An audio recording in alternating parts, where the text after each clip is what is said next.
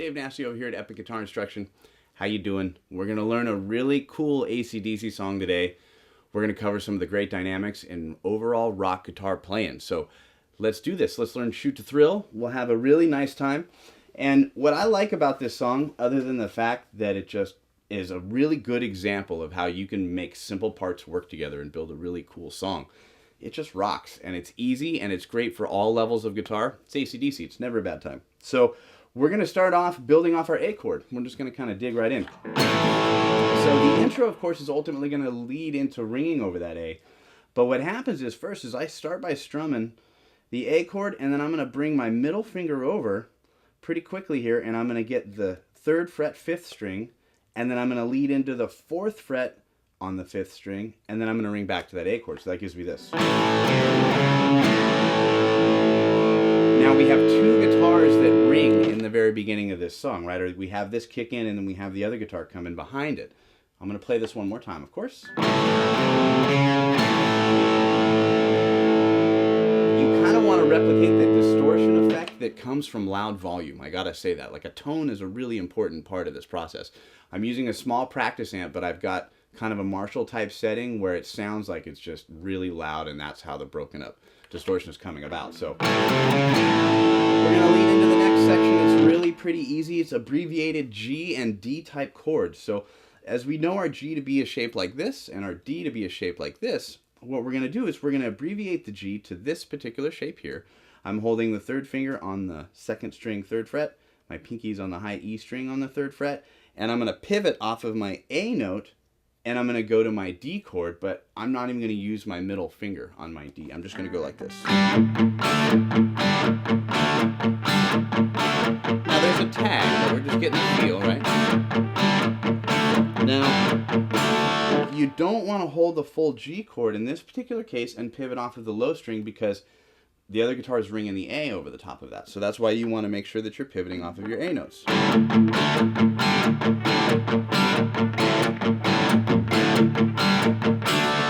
Now the last little part there is going to be a 1 strum as I hold my index finger on the A note on the 3rd string 2nd fret. And I'm going to go, giving me this as I complete that part. 1, 2,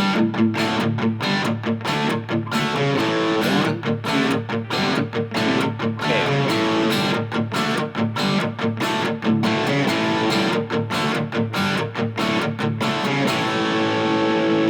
I could do that all day long. It just sounds cool. It's fun to play. That's going to take you through the verse, actually, because that's what's going to really kick us off, too. So in the very beginning of the song, we'll say this. Right? We have 2 ringing intros leading into this.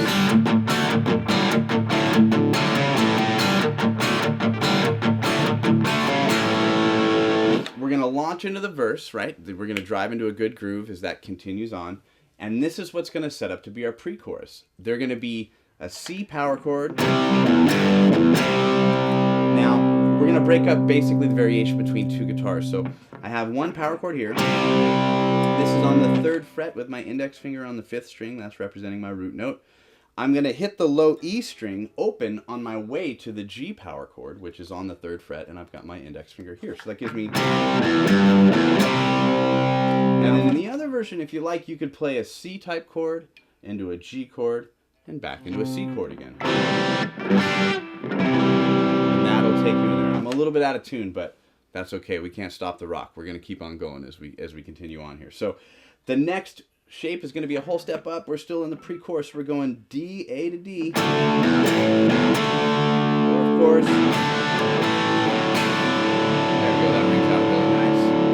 We're going to go into what is kind of popularized to some people as a Hendrix type chord. But this can be in any song here. So we're going to put our middle finger on the 5th string 7th fret. Our index finger is on the 6th fret 4th string. 3rd finger is on the 3rd string 7th fret, and the pinky's over here on the 8th fret 2nd string. I'm going to pivot off of a low E note here.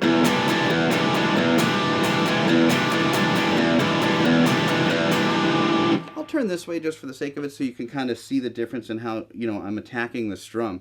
You do want to have some separation between the low notes and the actual chord.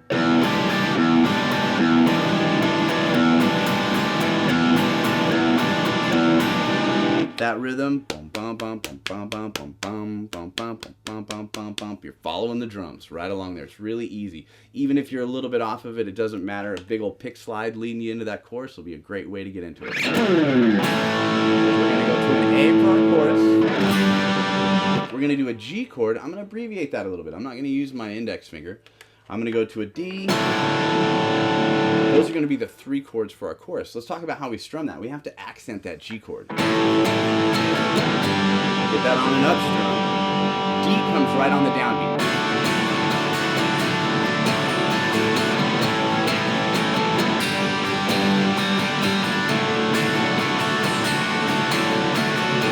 downbeat. Really, really easy stuff. Just strumming along, no problem there at all.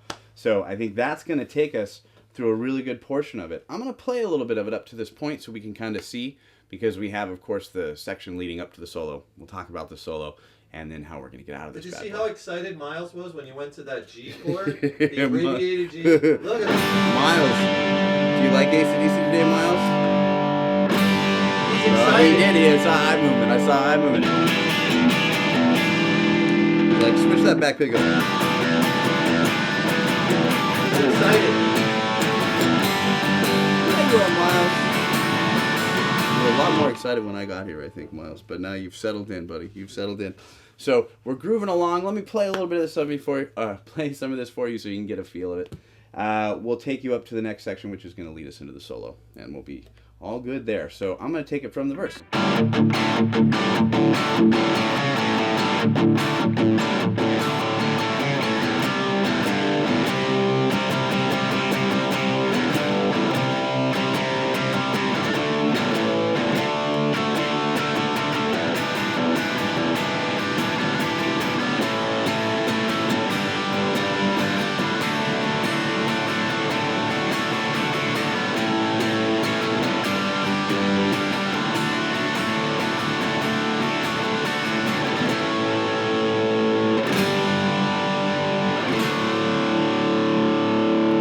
So we've let ourselves in here. We've played all the parts leading up to what is going to lead us off with a really cool section before the solo here. Now this is going to come after our accented E chord.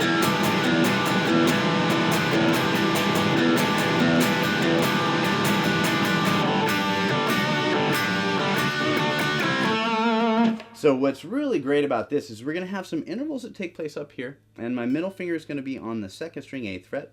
My index finger, of course, is going to be on the 3rd string 7th fret.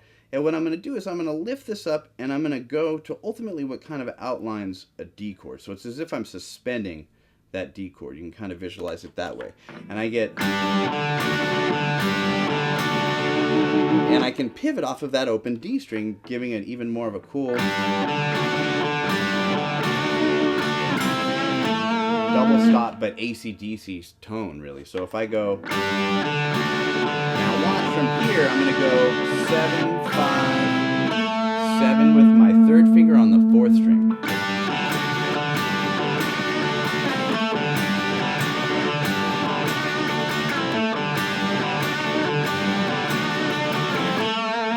Classic. Really, really fun to play. When we kick into the solo now, what we're going to do is we're going to do some pretty high bends up here on the 15th fret. We're going to start with the 2nd string. And when I do this, I'm going to tuck my pinky in on the high string and I'm going to grab that. So that's a bit of practice in itself. Just getting to go. And you get a little bit of separation there, but it's cool, of course, if they...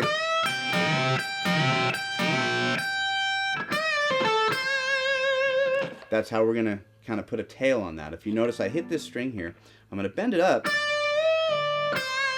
It's going to come down and I'm going to go to my index finger on the 13th fret.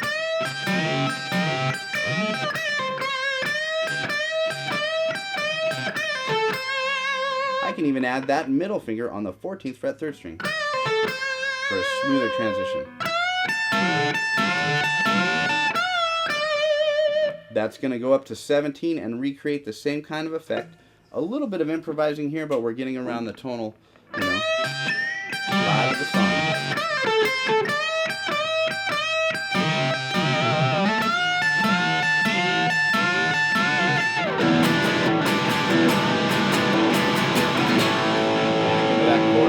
So it's a really nice solo, because it's not too complicated, but you have a really great melody leading up to it, right, with this.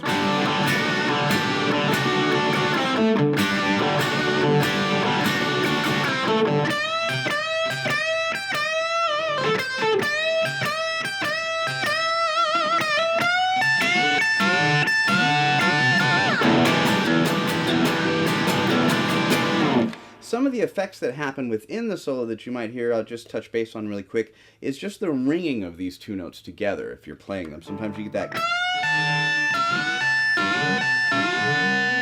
It sounds kind of funny in there. You hear that harmonic overtone. That was actually a good one. I think I'll stop there while I'm ahead. Actually, that was pretty good. So you're getting a good idea of how we can flow through the song.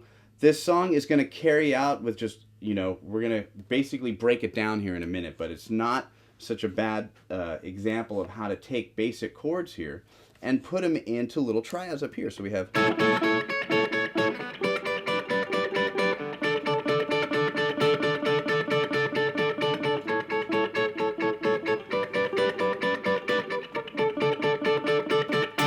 Now what I'm doing here is, of course, I'm clawing at these guys a little bit. You can strum them. Of course, I'm going to explain what's going on, of course, but I've got my first finger laying flat, and I'm covering 14 on the 4th string, 3rd string, and 2nd string.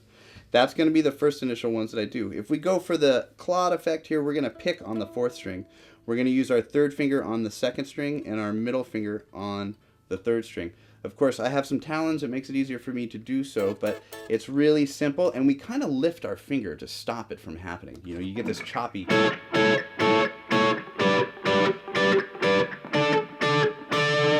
And you can even hear on this Charvel, I play the you-know-what out of this guitar, and it sounds like it needs a little bit of intonation work on it. But we still get the good effect. It's all those wonderful videos we're doing over here. This guitar's getting played out. Now, underneath that, I'll show you what the guitar does. Simple ringing. I've got the guitar kind of half cocked there at a volume that is going to give it just a little bit of distortion, but it's not too bad. I'm going to hit the open low E string, and I'm going to chromatically climb. Open 1, 2, 3, 4. Open A string, A chord,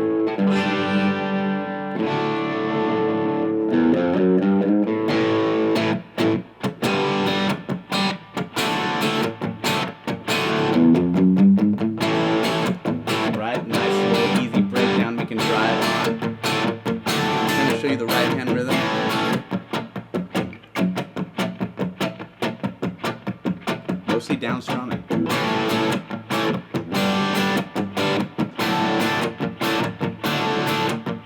Angus, I've seen in live footage, he'll switch to different voicings of the chords. Maybe he'll go here. Where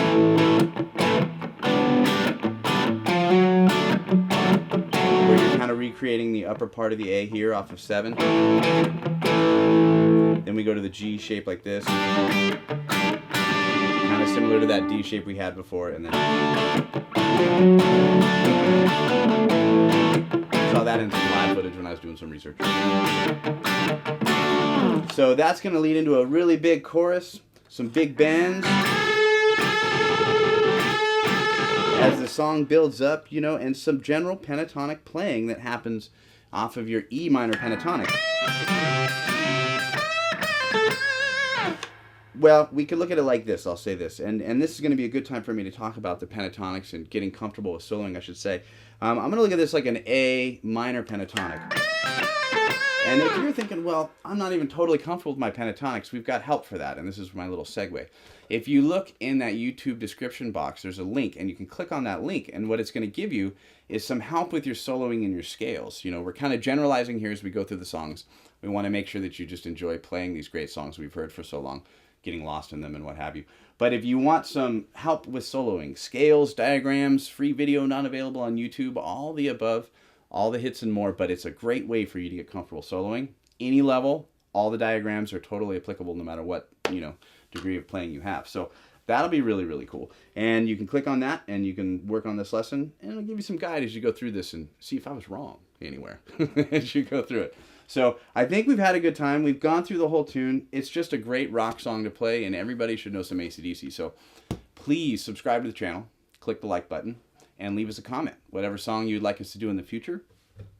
By all means, we like to challenge any one of us, and we are more than willing to provide you with the information that will help you. So thank you so much, and I will see you next time.